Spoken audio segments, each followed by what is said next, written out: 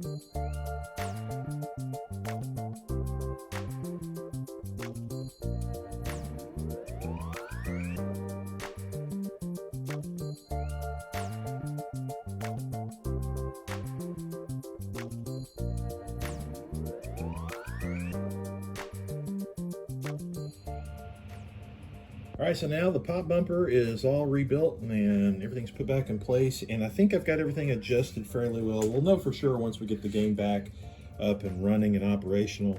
But the things that I'm looking for is, the movement of the whole plunger.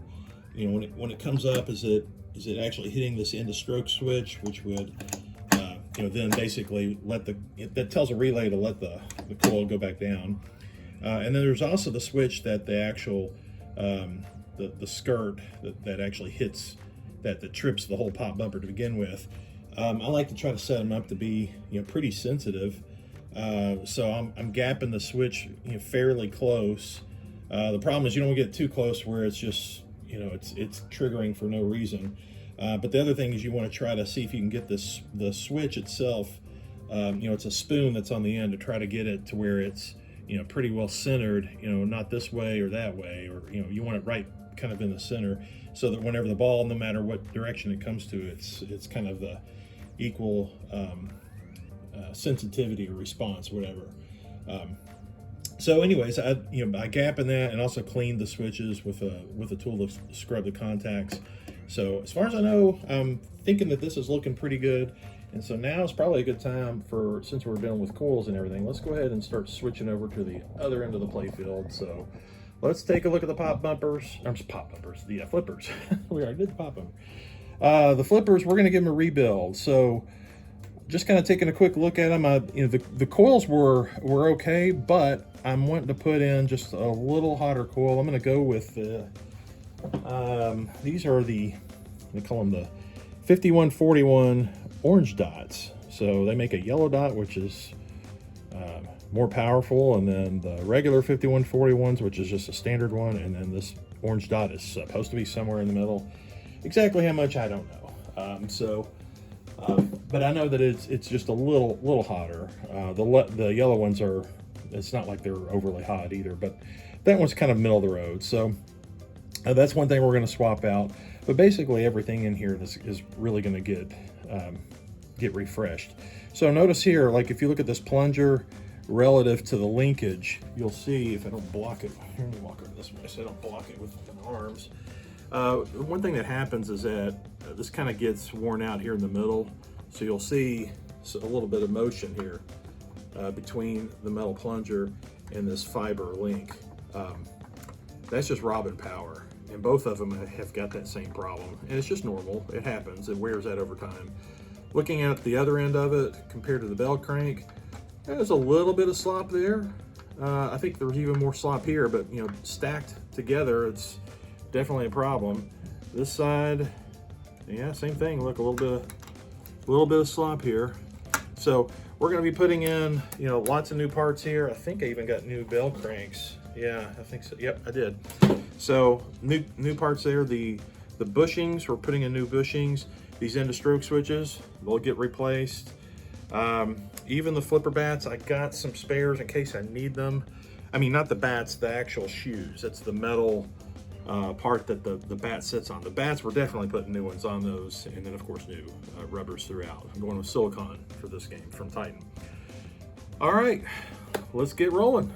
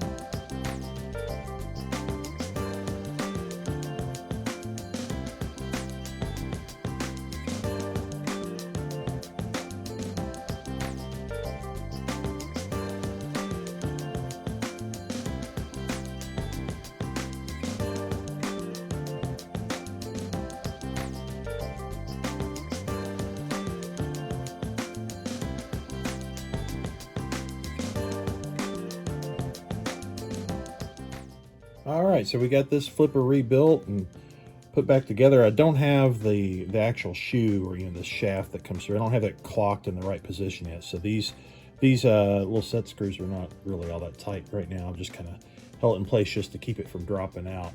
But I think other than that one's fine. Now it's time to rinse and repeat and do it on the other one.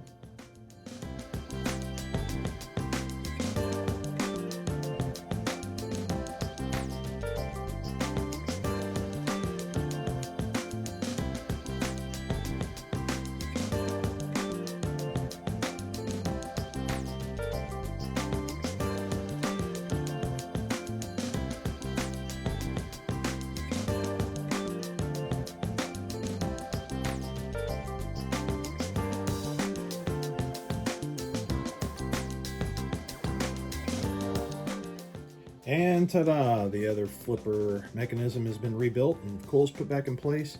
So now what we got to do is get the flipper shoes clocked in the right orientation. Let me flip this playfield over.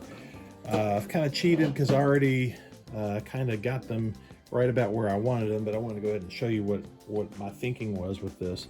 So if you look at the shoes, there's this edge here, and kind of follow that little line there as a reference.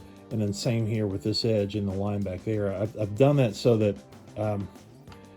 you know, and it's fully displaced, it's still kind of cradling the ball some, and I think that that's the right orientation. But I'm going to go ahead and tighten them down. If that's not right, you know, it can always be adjusted, you know, giving a little bit more cradling of the ball.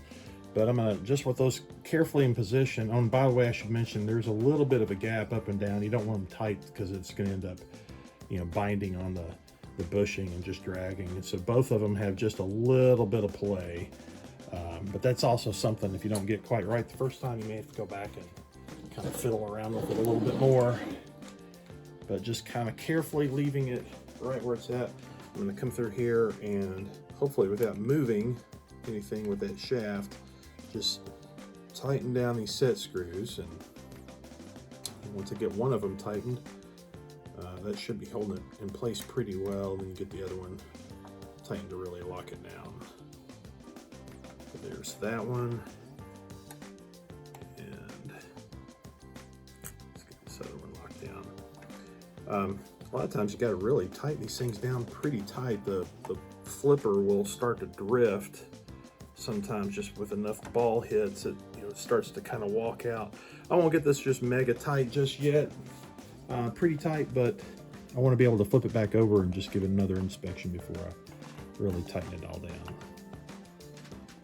So get this one snugged in pretty good. Let's get this one here done too. All right, let's flip the playfield back over one more time. Take a quick look, make sure things didn't drift anything. It looks fine to me. So I'm gonna go ahead and flip it back. Again, I love this rotisserie. Doing stuff like this, it is a fantastic tool. All right, let's get this tightened down a little more. Okay, that's good.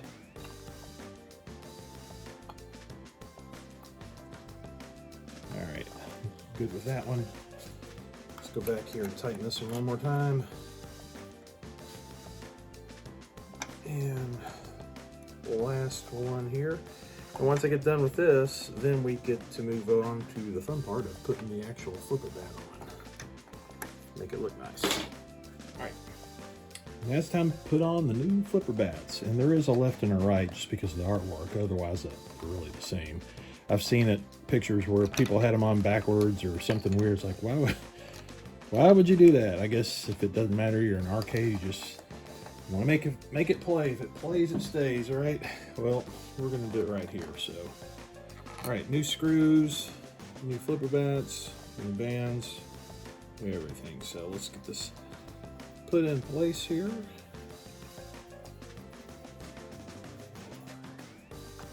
Nice and snug. Put that on there, good. Some of these have got like a little locating pin, but these did not.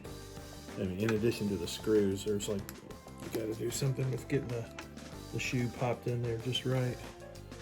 But this just seemed to sit right down on it, so